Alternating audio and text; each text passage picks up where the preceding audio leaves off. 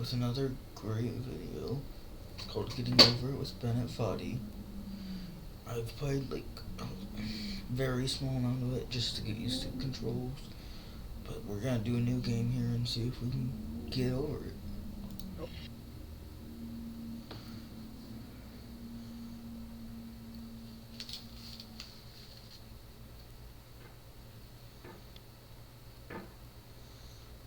Alright, not so bad so far.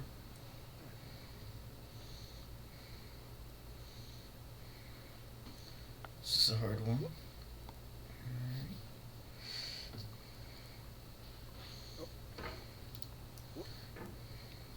There's no feeling more intense than starting over.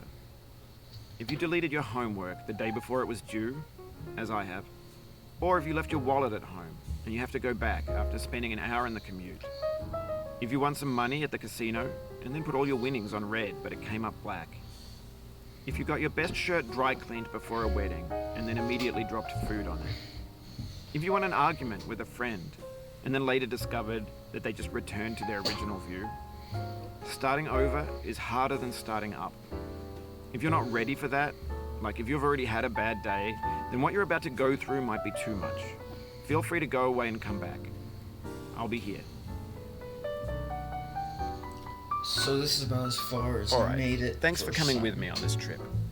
I'll understand if you have to take a break at any point. Just find a safe place to stop and quit the game.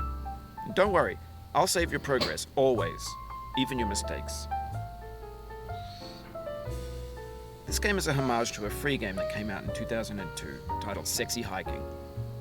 The author of that game was Jazuo, a mysterious Czech designer who was known at the time as the father of B games. And B games are rough assemblages of found objects. Designers slap them together very quickly and freely, and they're often too rough and unfriendly to gain much of a following. They're built more for the joy of building them than as polished products. In a certain way, Sexy Hiking is the perfect embodiment of a B game. It's built almost entirely out of found and recycled parts, and it's one of the most unusual and unfriendly games of its time. In it, your task is simply to drag yourself up a mountain with a hammer. And that act of climbing, in the digital world or in real life, has certain essential properties that give the game its flavor. No amount of forward progress is guaranteed. Some cliffs are too sheer or too slippery. And the player is constantly, unremittingly in danger of falling and losing everything.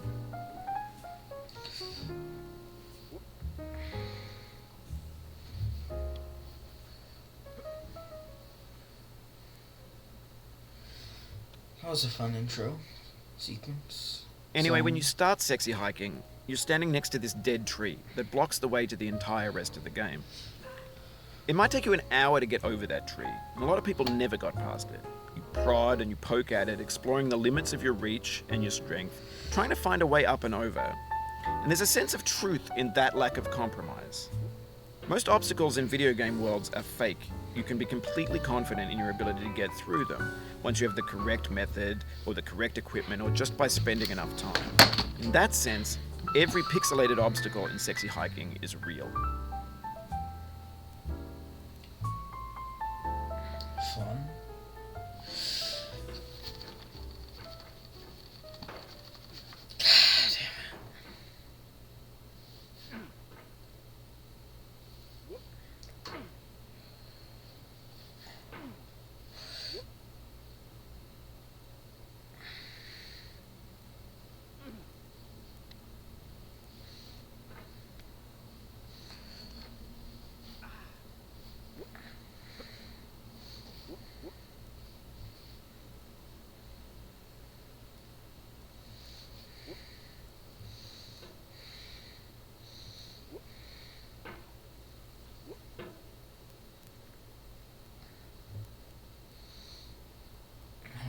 Let's see if we can get over this ledge here.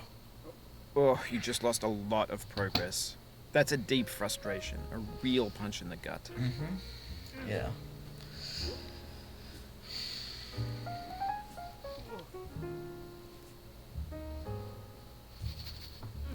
Oof, sorry about that.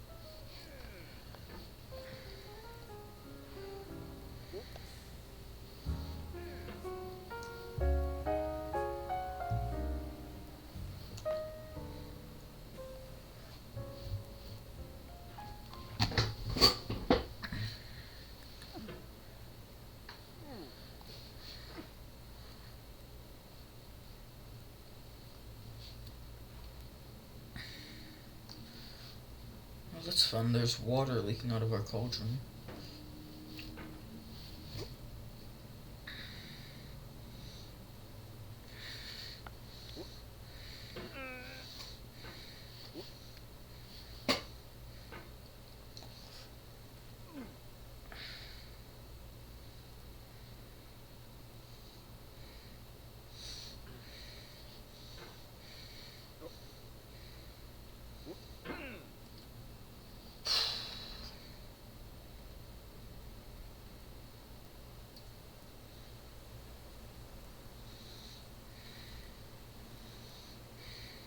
Come on. Just gotta get onto this barrel.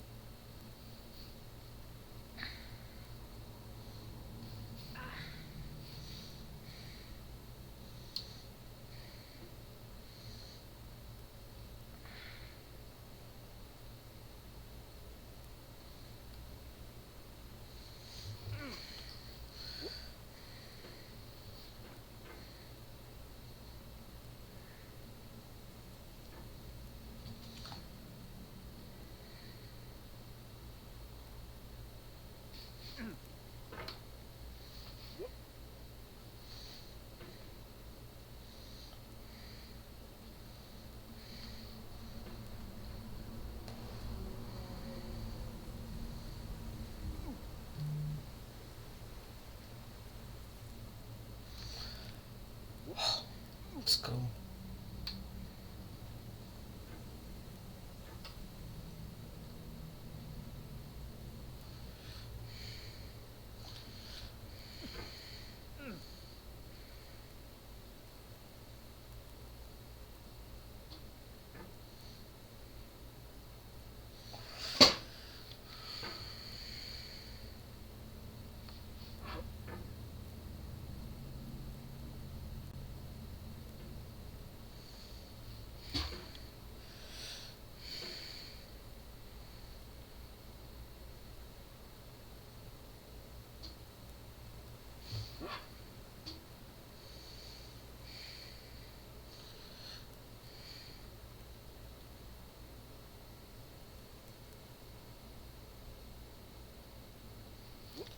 The obstacles in sexy hiking are unyielding, and that makes the game uniquely frustrating.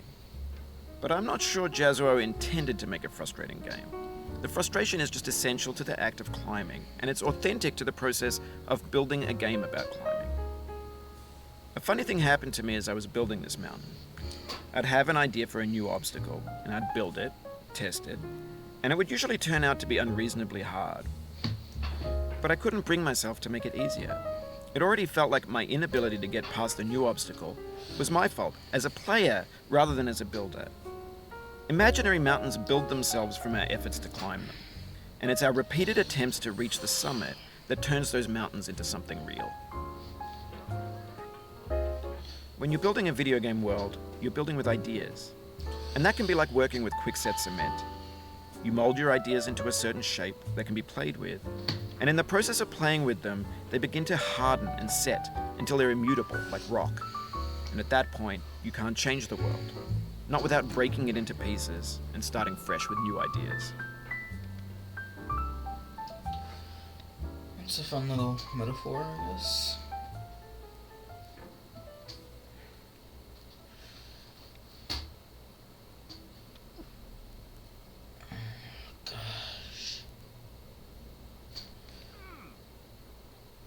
Oh, let's go. Alright, how do I...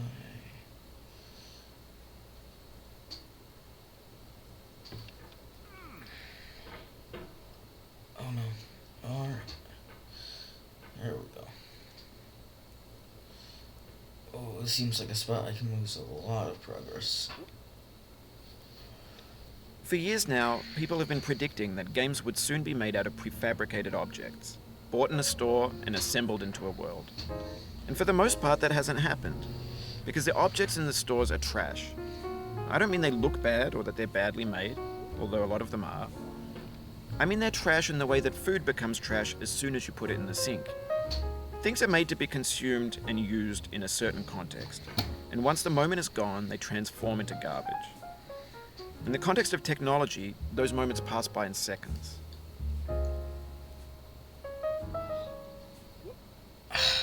Jeez. This is a tough game, I have to say. This is a lot farther than I ever made it my first playthrough. Jeez.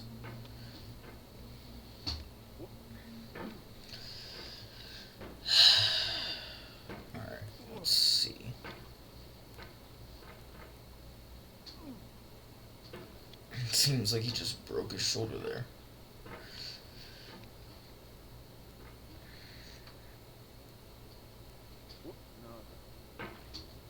Did you hear that? Someone just said no.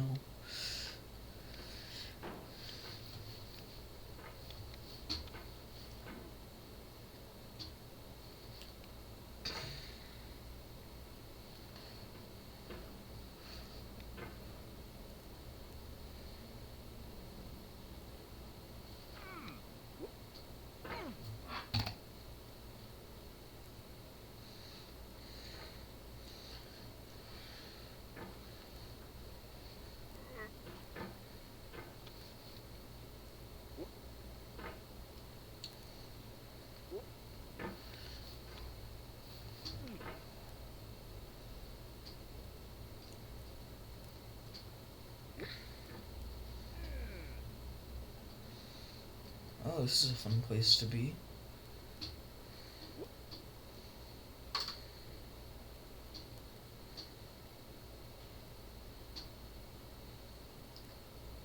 Alright, let's not fuck this up.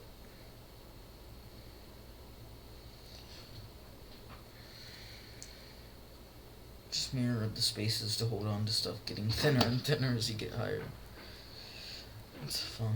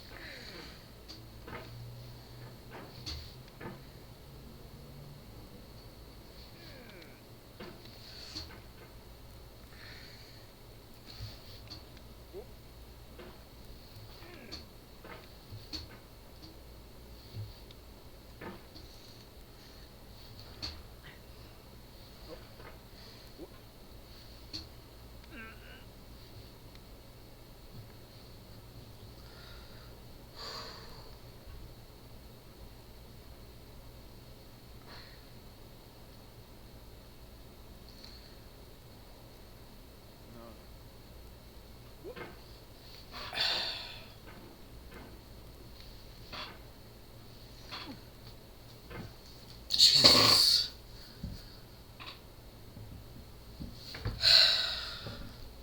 I'll do it again then.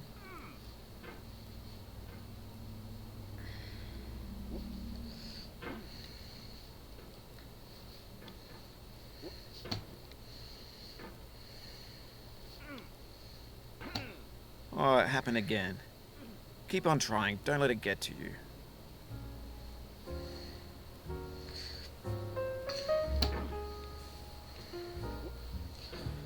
Well, I'm gonna go cry in the corner, and in the meanwhile, I will see you in the next video.